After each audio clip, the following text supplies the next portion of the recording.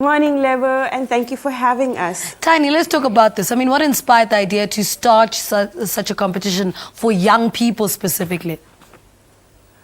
This is the 18th Poetry Africa Festival that we're hosting, and the schools competition is a big part of our community outreach efforts in organizing the festival.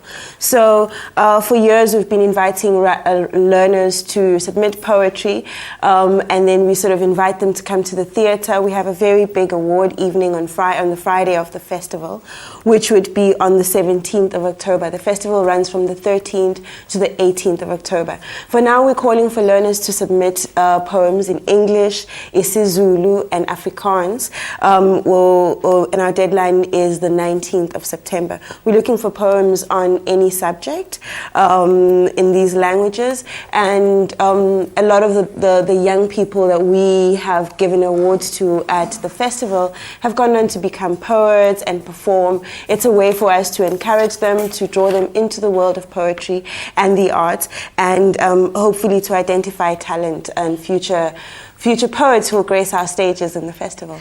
What has been the biggest challenge in attracting young people to write and be part of Poetry Africa?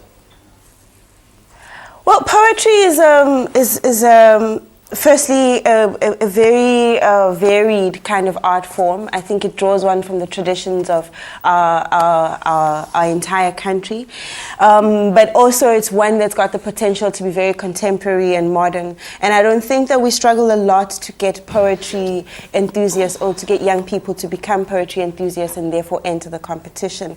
I think a lot of contemporary pop culture draws from poetry, and poetry is easily relatable for young people. I think it's easier to get people to read poetry than it is for them to grab a novel. So we don't struggle a lot, but we do want people to be aware of it so that the opportunity doesn't sort of pass them by. All right, so speak to us about submissions and all those details. Somebody's listening to this conversation, a young poet, and they want to submit their poetry. What do they do? Where do they start? I think, firstly, we have a Facebook group, which is Poetry Africa, but to submit poetry, they can send it by email to poetryafrica@cca.ukzn.ac.za.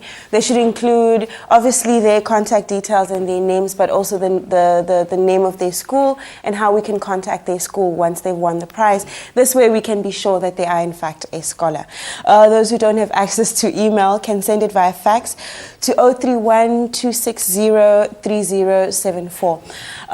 So the competition is open to scholars throughout the country, and then scholars in Durban can also actually come through to our offices at Howard College and submit the poems by hand.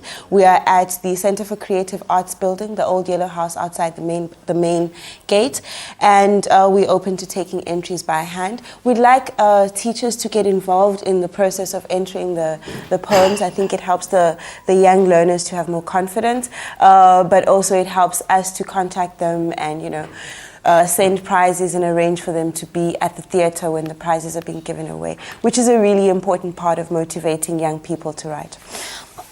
How has the project grown over the years, and what are you seeing over the years and the differences in the subjects that these youngsters are covering in their poetry?